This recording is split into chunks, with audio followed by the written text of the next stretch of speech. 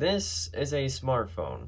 Well, duh, obviously you know it's a smartphone, but the big boom of the smartphone made it easier for people to play games on the go. Nintendo was already doing quite well with their DS system, Sony was doing okay with their PSP, however they wanted to do something else. Introducing the PlayStation Vita. It was released in 2011 or 2012, I'm not really sure. This particular model was released in 2013. The PlayStation Vita was essentially just a portable PlayStation 3, however this had the same GPU as the iPhone 4S. What changed on the Vita over the PSP was that there are now 2 thumbsticks and it's a touchscreen interface. This Vita in particular has a bit of stick drift. Oh my god, that was pretty bad.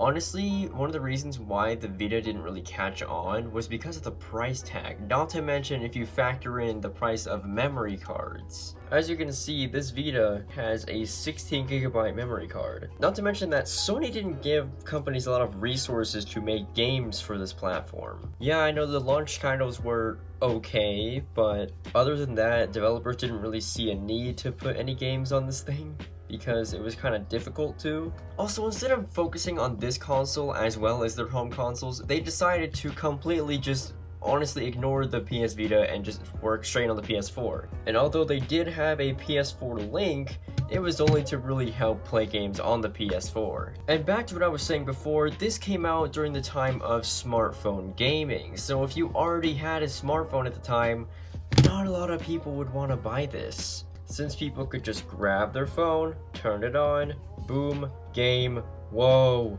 game! I forgot the PS Vita had menu music.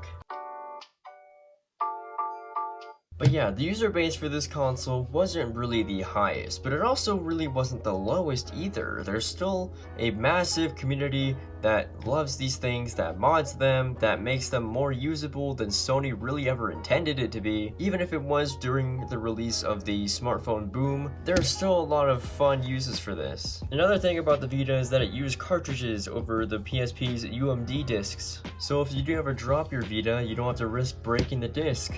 You just have to risk breaking the screen. Yeah, the screen's made out of glass on these now. On the PSP, it was all plastic. You didn't have to worry about cracking your display. Well, except for the actual display.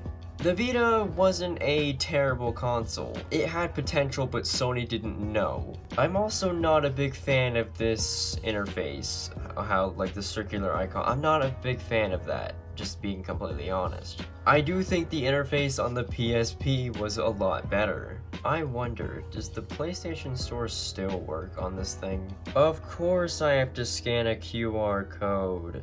If prompted, generate new password. Okay. You must sign in with the account that is linked with this system. Well, I can't even tell. I can't even see if it does, because I lost access to my other PSN account and I can't sign into the new one on this. Thank you for watching this video. I don't know what else to do with it other than Sony didn't really do anything with this thing. If you have enjoyed and you want to see more videos, make sure to leave a like, but even subscribe if you're new, and I'll see you guys in the next one.